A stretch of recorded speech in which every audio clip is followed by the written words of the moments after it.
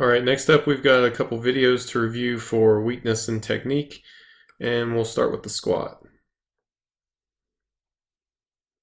So you get a little folded up and maybe a little bit of squish in the bottom. Now this is a 1 rep max attempt, so makes sense of that. And you also see that chest fall pattern come into play a little bit there too. It's not real dramatic, but it's there. So let me break this down a little bit more in terms of what I'm seeing.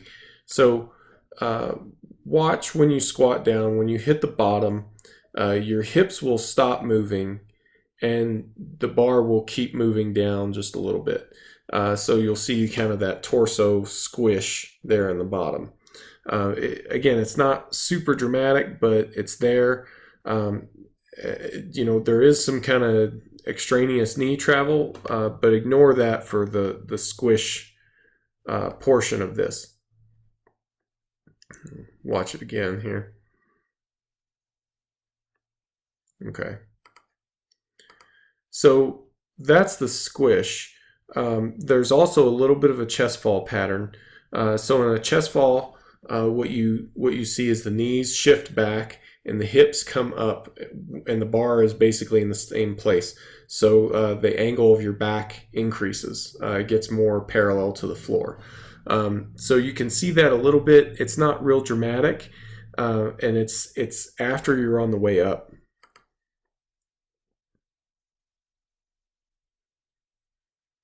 So in your case, the back angle doesn't change all that much, but you definitely see the knee drift, which is a symptom of that. So what to do about it? Let's look at the intersection of these two traits. In terms of weakest position, it's going to be, oh, if I can stop the video at the right place. A bit below that, I think. It's going to be right as you start coming out of the hole.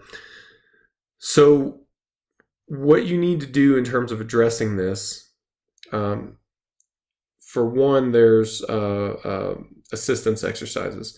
So assistance exercises that will target both the squish and the chest fall pattern. Things like 2-count pause squats, safety bar squats if you have a safety bar that you have access to. Pin squats will be helpful, especially for targeting that chest fall pattern. And the 2-count pause squats will be helpful primarily for the squish, but can also help you with the chest fall pattern as well. When you're doing your competition exercises, be mindful of these technical breakdowns that you have and do what you can to avoid them and fix them. So from that, let's go ahead and move on to the bench.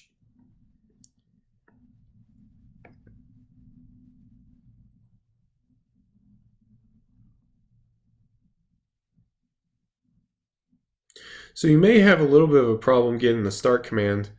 You see that your elbows are not completely locked before you start, but then they are when you finish.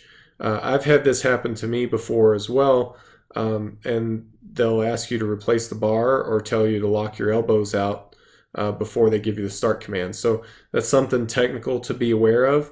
In terms of other technical executions of this lift, it would be nice to see a little bit more leg drive, see you push up onto your traps a little bit more. But I understand that can be limited at times based on mobility and things of that nature. Otherwise, it's not too bad. That sticking point though that you see, that's right about there, a lot of times that comes into play because you push the bar up in a straight line, and you can see that you do that as well. If the bar is a little bit heavier, then it's going to die there, and you're not going to be able to finish the lift.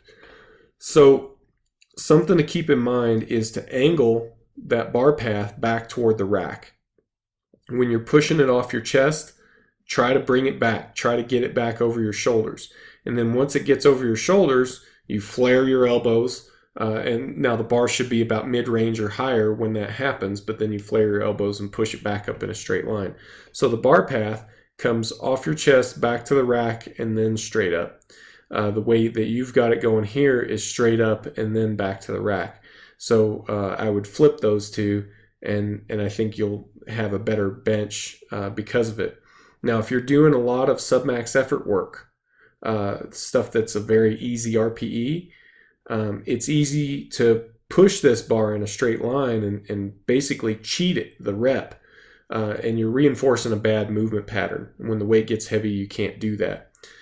So be mindful of that and try to make every rep a good rep technically, where you bring the bar from your chest. You've got a really good touch point, but from there, angle it back over your shoulders and then up in a straight line.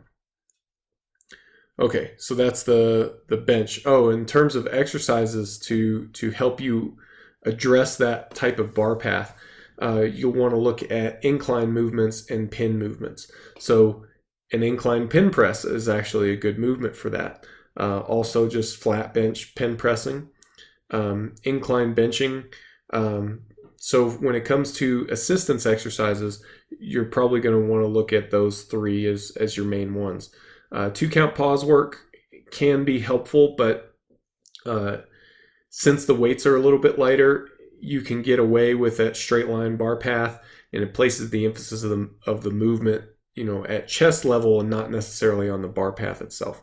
So that would be a movement that I would consider swapping out for something else, like an incline or an incline pin press. In terms of supplemental movements, you want to work on shoulder strength. So anything overhead, anything incline, don't forget about dumbbells, stuff that targets your shoulders. All right, so let's take a look at the deadlift.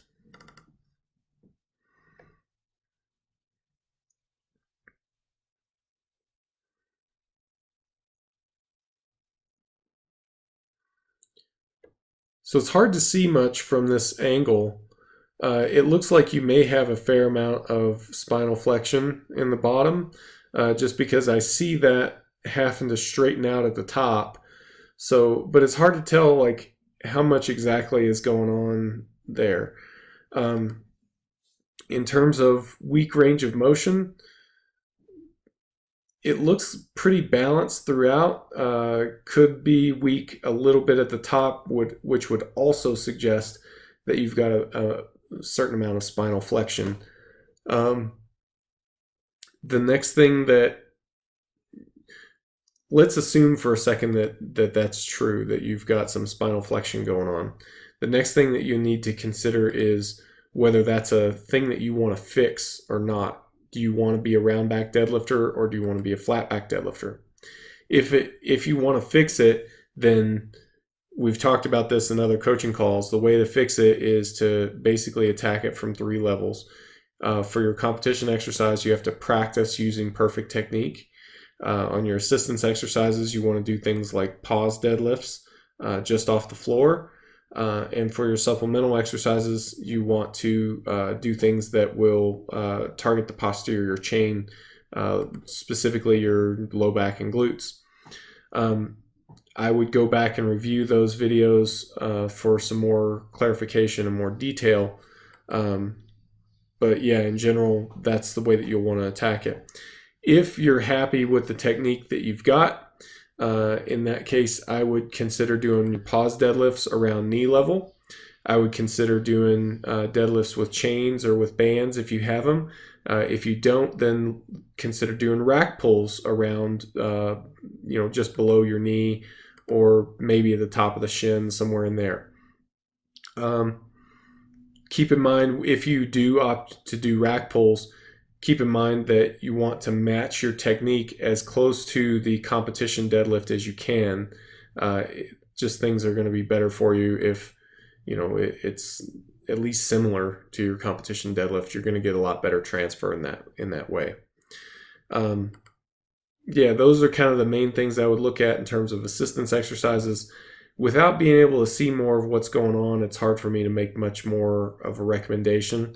In the future, if you've got a deadlift video, if you could shoot it a little bit more from the side, even completely from the side is not too much, but that I'm able to see a lot more of what I need to see from an angle like that. So that's all I've got for you. Hope that helps, and thanks for sending that video.